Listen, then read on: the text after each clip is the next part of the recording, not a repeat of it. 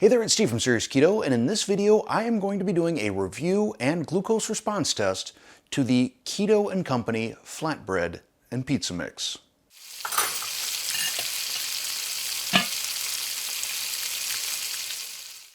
I purchased the Keto & Company Flatbread and Pizza Mix out on Amazon, and what attracted me to it was this picture here. It looked an awful lot like something that could be used as an English muffin, which, given my recent video on hollandaise sauce and my previous video on making Canadian bacon, that's the only thing that's really missing right now. Now, I will say that this is probably one of the more, if not the most expensive bread mix I have seen out on Amazon. The price is double a lot of the competition's prices on a per ounce basis. And that means I'm gonna have a pretty high bar for this in terms of taste and texture. But first, let's take a look at the ingredients. It contains coconut flour, flaxseed, milk protein isolate, non-GMO soluble corn fiber, and that's the one that I'm kind of concerned about. That's the real reason I'm going to be doing the glucose testing on this. All the other ingredients look very, very clean. That's the one, though, that I think if anything has the potential to spike glucose, it would be that. But moving on, psyllium husk, baking powder, salt, yeast, xanthan gum, and guar gum. In terms of nutritional facts, it says we have 12 servings. Prepared, you're looking at 90 grams per serving, 7 grams of total fat, 8 grams of total carbs, 7 of which are fiber, for a net 1 gram, and 4 grams of protein. In terms of the ingredients we need, just the mix, 4 tablespoons, or a half stick, of softened butter, 2 large eggs, and then parchment paper and a rolling pin. Now, as I look at the instructions, step 5 says you can let this rest optionally for an hour after making it to rise and get better flavor. So that's what I'm going to do. I'm going to hold off then on preheating my oven to 350, that's Fahrenheit, until that time. So the instructions say, once we skip over preheat the oven, combine the flatbread mix, 1/2 cup of lukewarm water, butter, and eggs in a medium bowl, and stir until a dough forms. The instructions say to stir it together, which to me implies a spoon or a spatula, but just seeing the way that this is coming together, or not so much, I think I'm going to move to a hand mixer.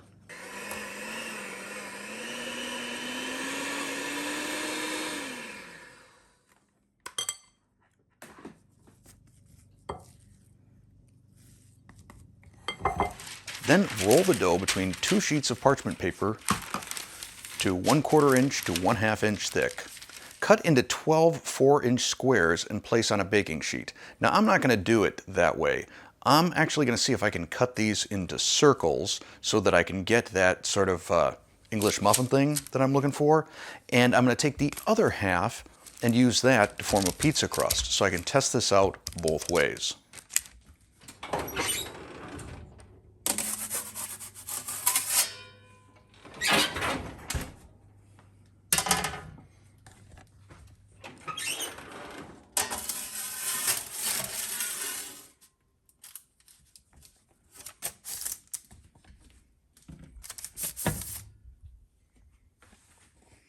Now, these have been sitting for an hour, but I can't say that they look like they've risen a whole lot here. Anyhow, into the oven, 350 degrees.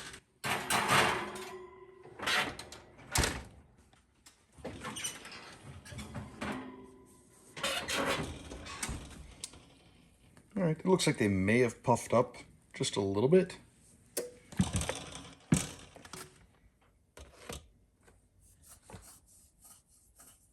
I let the flatbreads cool for a few minutes.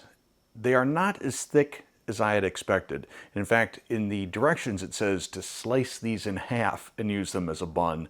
No, this is not going to get cut in half. That would be just wafer thin. The tear on it is kind of nice. The taste on it is all right. I mean, it doesn't taste like traditional bread or wheat bread. Definitely, I mean, you've got the flaxseed and the psyllium in there. I'm picking up that. I'm picking up just a hint of the coconut flour. It's not especially overpowering. I almost feel like I'm eating sort of an unsweetened cookie. Again, it's not bad, but I think it would benefit substantially from any sort of a topping. However, I do not want to interfere with the blood glucose test, so I'm just going to eat this plain and see what my blood glucose does over the course of the next 2 hours. If I didn't mention it at the beginning of this video, for the blood glucose testing, I am using a Dexcom G6 continuous glucose monitor and the Levels Health app to do the monitoring, which I'm going to kick off right now. And I'll be back in 2 hours. It's been a little over 2 hours, so let's take a look at what my glucose response was to these flatbreads. It doesn't get much better than this. The Levels software scored this a 10, and you can see essentially no movement, just flat line on my glucose.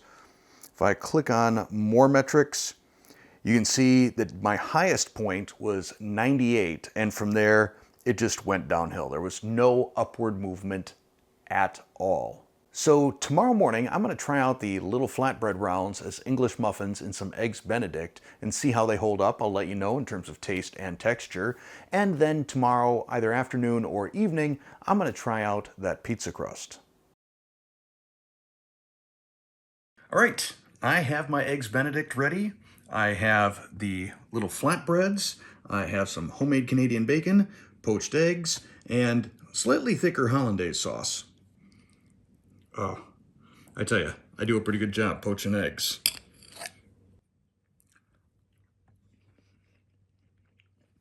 I'm going to say, well, the texture isn't perfect. It doesn't have the same chew as an English muffin. It's pretty good. This is the best bottom layer I have had so far in terms of keto eggs Benedict. I haven't managed to make a chaffle that has been this sort of consistency. Like I said, it's not perfect, but it's solid. All right, I'm gonna use a fork just because I don't know how sturdy this crust is. I mean, what, two, all of them. Oh, well, that's cool. We'll both use forks. Yeah. Plus, I think it's gonna be super duper hot, so I'm just gonna fork it.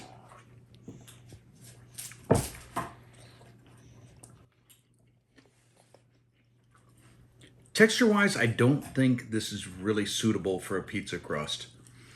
That flax and psyllium husk, it's not really the right chew. It's not gluten-y like a pizza crust. It's not crispy like a Neapolitan pizza crust.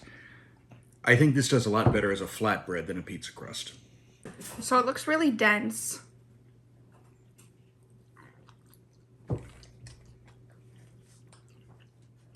Yeah, the texture is more like,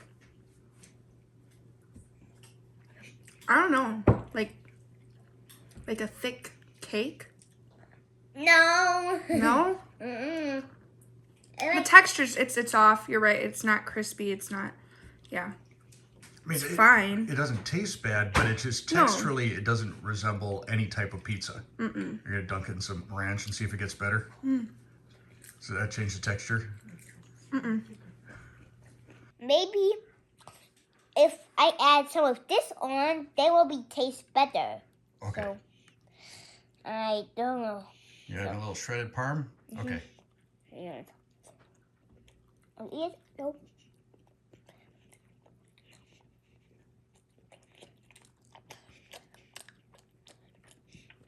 It's delicious.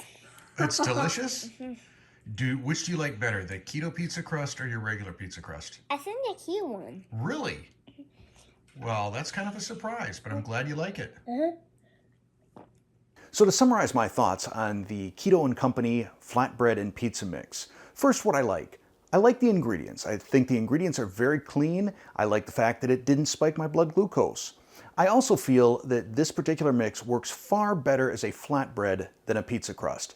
As a flatbread, this could probably be an alright substitution for English muffins, whether that's an Eggs Benedict or a breakfast sandwich. In terms of the pizza though, I just couldn't get past the texture. The texture resembles no pizza crust I've ever had. And yeah, just wasn't my thing. The other thing that isn't my thing is the price on this. At $17 for a package, I find it very, very hard to recommend. I think at $10, I could kind of give it a conditional recommendation if you're looking for that English muffin sort of texture. But I'm afraid at 17, I'm probably going to be looking elsewhere. So I hope you found this video helpful. Maybe it saved you a little bit of money. If it did, please click that like button. If you're not a subscriber already, tap that subscribe button, then hit the bell to turn on all notifications. If you really liked it, click that thanks button. Buy me a cup of coffee. I'm going to throw a couple other videos up over here. I don't know what they'll be. Hopefully entertaining. But that's it for this video. Thanks for watching.